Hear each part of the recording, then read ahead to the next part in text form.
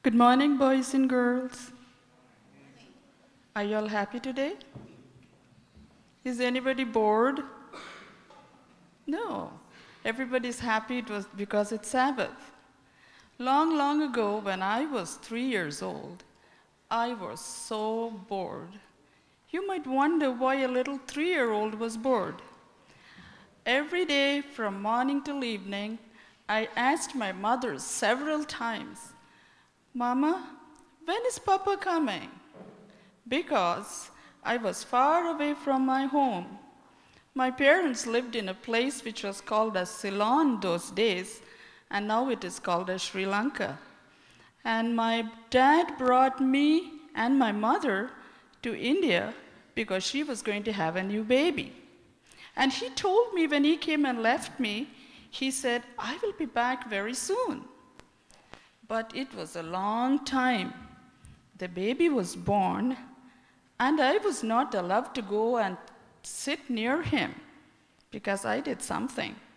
The next day after he was born, I went to look at him, and he opened his mouth, and I stuffed a cracker into his mouth. That was a big mistake. I could never go near him or look at him without somebody big standing next to me. I did not speak much of the language that they spoke in my uncle's village, and I couldn't play with the little girls there. So I had to stay inside the house, and then when people came to visit the baby, they'd talk to them, my mom, and they would all laugh, and I couldn't understand what was going on. I missed my dad, because when my dad came and dropped us off, he took me to a small lake. Not very small, it was quite a big lake, and we would walk around it, and there were little brown ducks which would duck into the water in and out and catch little fish, and the lake was full of flowers, pretty pink flowers. Do you know what flowers grow in lakes in India? They're pretty big pink flowers, and they're called as lotus flowers. And this lake had a lot of lotus flowers, and there were white lilies, and there were purple flowers. My dad would roll up his pants, go inside and pluck them for me, and then he would carry me back to home, and we had a lot of fun. But there was nobody, and I was bored. Then my mom said, "I don't know when Daddy is coming," because we didn't have any phones those days. And she said, "He will come soon." But I said, "No, I want him to come soon." So she said, "Pray. You pray to Jesus." And all that I prayed before was, "Jesus, bless Daddy, bless Mommy, bless Uncle, bless Auntie." And I added the new baby, who was Robert. I said, "And bless Robert." That's all I said. And now she said, "You pray to Jesus." So there was a tree right near my uncle's house with a little cement platform around it. And people would go stand there and talk or sit there and talk. And I liked that place very much because when I climbed on top of that, I thought I could see the whole world. So I went and stood there, and I looked up and I said, "Now Jesus can really see me." And I said, "Jesus, I want Papa to come soon. Amen." The next thing, I opened my eyes and looked down the road to see if my daddy was coming. There was no daddy. So I ran to my mom and I said, "I prayed to Jesus, but he didn't come." Then my mom said, "You have to keep on praying." So every day I would say, "Jesus, please bring my Papa soon." Then one day as I was standing on that platform, I saw a cart coming with a horse-drawn cart. And I looked at it and I said, "Oh, that would be a good idea for my dad to come." So I said, "Jesus, I want my dad to come in a horse cart soon." Okay, I went and told my mom this is what I prayed. My poor mother, she said, "Oh no, the town is 6 miles. I didn't understand what 6 miles was, but I knew it was far.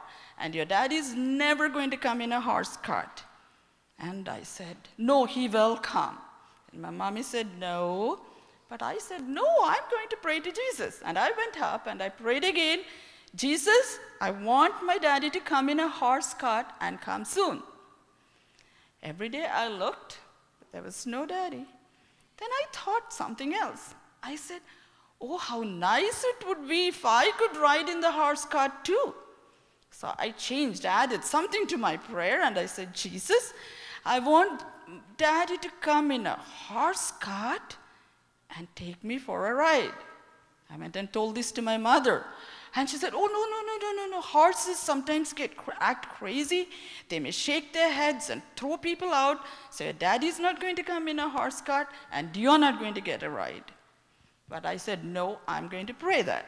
And I made it like a song. Each time my tune changed, and I kept singing the same thing. Jesus, I want Daddy to come in a horse cart, take me for a ride. Come soon, amen. And people around started laughing at me. I don't know how long I did it, but when I grew up and asked my mother, she said it would have been for about 2 weeks you went on with the same song. And then one day my aunt bathed me and put a new blue flowered dress, which I liked very much.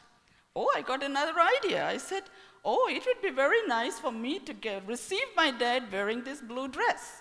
So I added it to my song, and I said, Jesus, I want my daddy to come in a horse cart when I'm wearing this blue dress and take me for a ride. Goodness, I could hear everybody laughing around me. I ran straight to my favorite place, stood up on the little platform, and I looked up and just sang that little song like a prayer. The next thing I knew, I heard some sound. I looked down the road, and there was a horse cart coming. And I couldn't see who was there, and I just shouted, Papa's coming, Papa's coming, Papa's coming. Everybody from the house came out and looked. And do you know what happened? The cart came and stopped right next to me. Out jumped my daddy, and he said, you want to ride in the cart? I said, yes, I told Jesus. She took me in the cart for a ride and came back home. Well, that was not a very good idea, but Jesus understood that little 3-year-old believed it was going to happen.